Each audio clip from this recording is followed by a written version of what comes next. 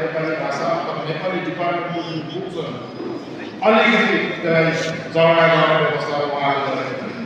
त्यो भित्री प्रकारको सङ्ग्राम हाम्रो थियो र म आह्वान गर्न चाहन्छु असम नेपाली साहित्य सभालाई केवल किताब मात्रै लेखेर होइन, किताब पढाउने जग्गामा, स्कुलमा, कलेजेसमा, युनिभर्सिटीमा हाम्रो किताबहरू एभाइलेबिलिटी भएको छ कि छैन त्यो नजर तपाईँले राख्नुपर्छ। त्यो नजर तपाईँले राख्न सक्नुपर्छ। के पढाइन्छ, पढाउने व्यवस्थामा के छ कि के हो?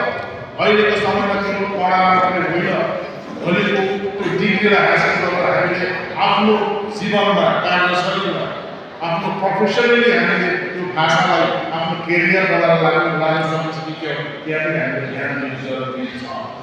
किन भन्दाखेरि अहिलेको जमाना कमर्सियलाइजेसन भइसकेको छ। कुनै पनि हामी गर्छौँ भने त्यसलाई हामी हातलाई भेटेर हामी गर्छौँ, भकेलो गर्छौँ। र नेपाली भाषा अध्ययन गर्दाखेरि हामीलाई भोलिको दिनमा यो भाषा मार्फत हाम्रो केरियर बनाउन सक्छौँ। हाम्रो छोराछोरीले, हाम्रो आउँदो पिँढीहरूले नेपाली भाषा अध्ययन गरेर चाहिँ यो जग्गामा हामी कर्मरत हुन सक्छौँ, मेरो केरियर बनाउने छ, त्यो पनि हामीले सोचेर कार्य गर्नु जरुरी छ। किताबमा देखेर हुँदैन कि के भन्नुहुन्छ? कि मैले धेरै पढाउँछु